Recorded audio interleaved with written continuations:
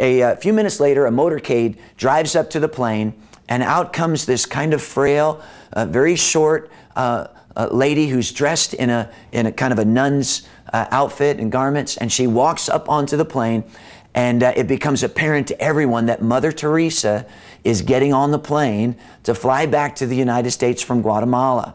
And when she gets on the plane, something just beautiful happens. Everybody on the plane stands up and gives her an ovation, a standing ovation. Nobody asked for them to do it. Nobody, gave them 5 steps to do it. Just the woman got on the plane, and who she was generated such an amazing response that all of us, Laura and I included, we stood to our feet and we just clapped this woman who had given her life away. Now listen, it's the same principle that applies to our relationship with Jesus. We don't need 3 steps and a poem to express love and devotion to God if we do our jobs as a church family to unveil the beauty of who Jesus is. When we talk about His unconditional love, when we emphasize His grace and His mercy and His goodness, when we unveil the beauty of who Jesus is, our response will be a natural, beautiful, positive, passionate expression of life and love for God. You see, our problem is never that we don't love God enough. Our problem is that we just don't know and we don't believe the beauty of His great love for us. And so we have as our vision statement, unveiling God's love. What about loving and serving, the people around us? That's an important priority.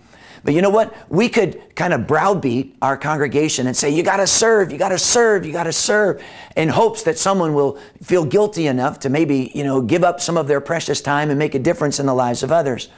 Or we can unveil the beauty of who Jesus is and watch the serving just unfold naturally.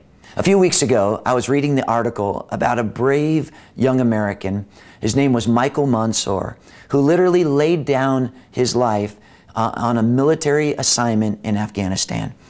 He was routing out some of the enemy in a small little village. He was on the top of a house. And while he was, kind of working his way very carefully with his gun, and there was 3 other comrades that were with him, a hand grenade was thrown over the roof and landed on the top of the roof where he was. He had a split second to decide. He was the only one in that group of 4 that could have jumped to safety, but he instead decided to save his 3 friends' life, and he jumped on the hand grenade, and his life was taken, and his 3 friends were spared. At the funeral for Michael Monsoor, he was a Navy SEAL. They said that Navy SEALs came from all over the country, and as they filed past his casket, they took the precious emblem that they had earned by their dedication off of their shoulders, their Navy SEAL emblem, and they just put it on his coffin. They said there were so many of those patches that you couldn't even see the coffin as they filed by one after another, giving honor to this man who had laid down his life for his friends. Now, I've got to ask you this question. Do you think that those 3 friends that were spared would have any problem doing whatever it took for Michael Monsoor or his family? Do you think that they would stop at anything to make sure that all of their needs were provided for? If they heard that they were hurting in any way, at least these 3 guys would move heaven and earth to meet the needs of that particular family. I know they would, and they wouldn't need some sermon, some inspirational, motivation. They wouldn't need steps how to. They would just feel it because of the experience of someone loving them so much that they laid down their life for them. They would just be moved to make a difference in their lives. The truth is, that is exactly what Jesus did for us.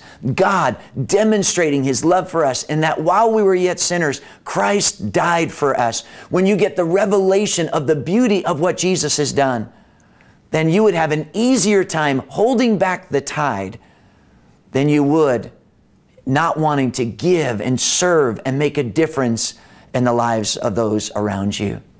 Every significant priority in your life, loving God, loving others, is all a byproduct of understanding just how much God loves you. Take, for instance, something like faith, having strong faith. People, when you see all of the folks in the Bible that Jesus would comment on their faith. He would say, I've never seen such great faith, or your faith has made you whole. I noticed something about all of these different folks in the Bible that Jesus said had great faith, that they weren't necessarily conscious of their faith. They were conscious of Jesus. It wasn't like they went up to Jesus and they were concentrating on how much faith they had. It's like they went up to Jesus because of how great Jesus was. Do you remember the story of the woman who had an issue of blood, and she had spent all of her money trying to get well and no physician could help her? And then she hears about Jesus that is healing the sick and making a difference in the lives of people who don't deserve it, loving those who haven't earned it, didn't deserve it, didn't merit it, just healing people, making people whole. She hears about Jesus. And this woman, she sees Jesus in a crowd, and she thinks to herself, if I can just touch his garment, I'll be made whole. What she was thinking about was the greatness of Jesus. What she was thinking about was the love of Jesus. What she was thinking about was his unconditional or unmerited favor for undeserving people. That's what she was thinking about. And when she touched his garment, Jesus turned around and said, your faith has made you whole.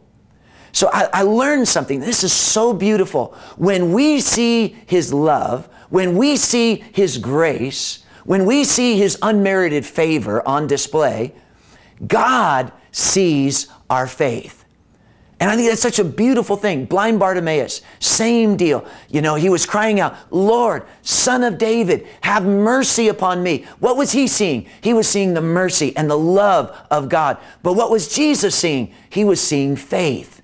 We see his mercy, we see his love, and God sees faith in us. And so again, as we